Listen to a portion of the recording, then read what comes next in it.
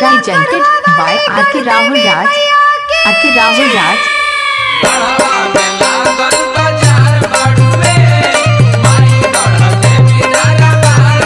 जिया अरे जिया हो अरे बनल रहा ओहो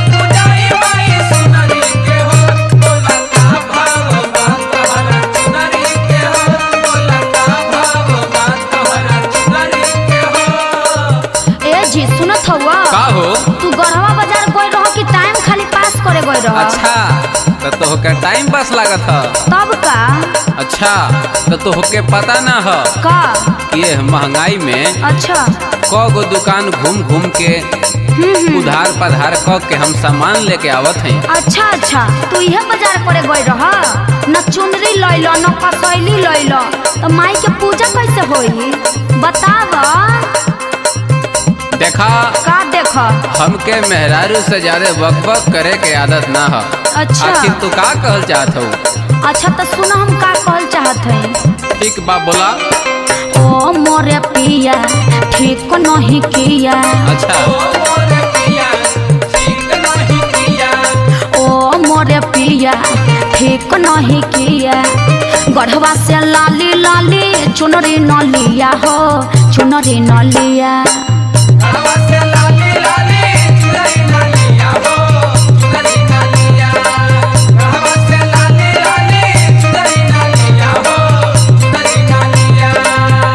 अच्छा तो का? तू यह कहत हो का तो कहे के पता ना चलत ह का कि हमरा लगे जहर खाए के पैसा ना ह। झूठ मत बोल एगो टटरो रहला हाँ उहो भी ढेर दिन से बैठले बा।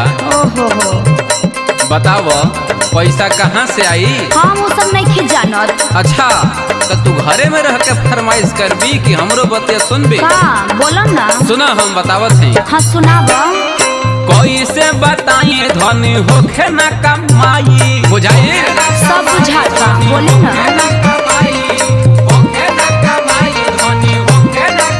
कैसे बताइए धनी होखे ना कमाई माफ कई दी है असो बढ़ दे बीमाई हो बढ़ दे बीमाई। अच्छा लगला बहाना करे बहाना ना चली कहवा से लाली लाली चुनरी ले आई हो चुनरी ले आई। बोल बोल बोल का बोली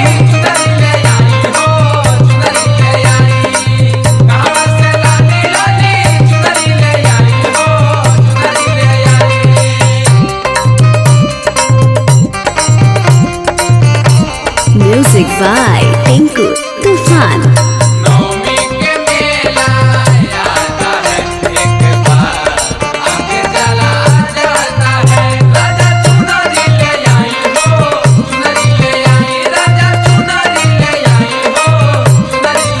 सुना बोला। ताके कुछ नहीं खे बुझात अच्छा हमके ना बुझा था। और का चुनरी ना लाइब तो माई के पूजाई कैसे होई सुना बोला एगो काम करी है का माई के दुआरी पर जाके माथा टेक लिहा। अच्छा निमन आइडिया बतावत हुआ गढ़ देवी माई के कैसे मनाए भाखल रहे असो चुनरी चढ़ाए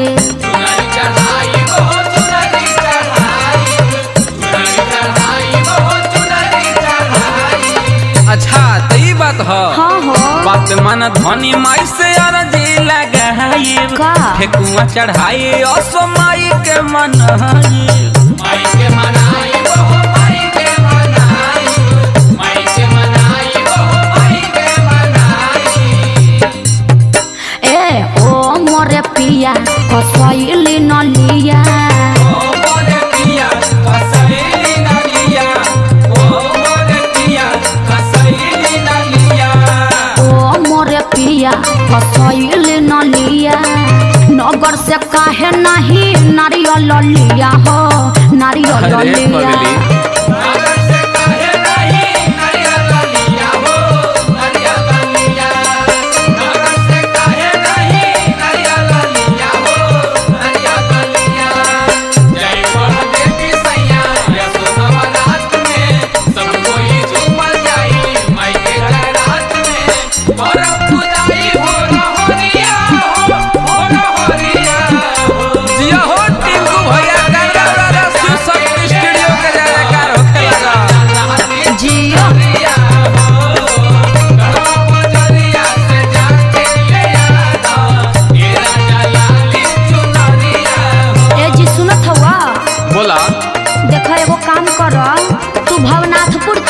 अच्छा आ ना तो गढ़वा चल जा ना तो डाल्टनगंज चल जा, लेकिन हमके चुनरी चाहिए तो चाहिए। अरे हमरो बतिया सुनबू।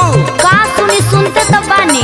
कहत हई बोला कि देखा का कमलेश जी, बिपिन जी, फरेश जी, गढ़वा से विकास जी, कुमार डिजिटल से ब्रजेश जी, सुधीर जी, सबके लगे घूम गई नी। ये हर केहू लोग ना देला सा।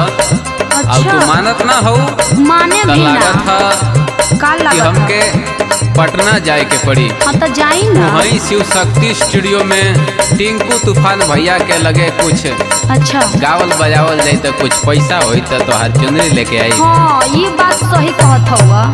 सुना पिया धनंजय जा तू भवनाथपुर बजरिया, कांडी से लेके आब पनवा सुपरिया।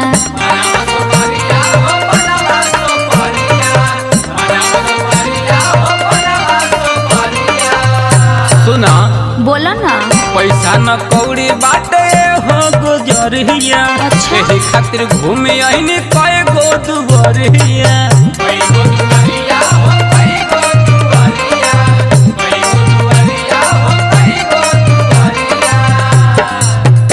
ए ओ मोरे पिया न श्रद्धा पूरा किया। हो जाई सब ठीक हो जाई। कहिया ठीक होई? अरे ओ मोरे पिया अब श्रद्धा पूरा किया, पटना से लाली लाली चुनरी ले लिया हो, चुनरी ले लिया। जियो राजा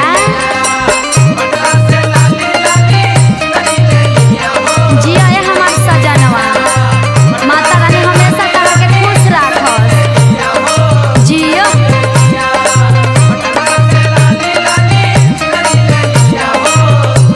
Presented by R.K. Rahul Raj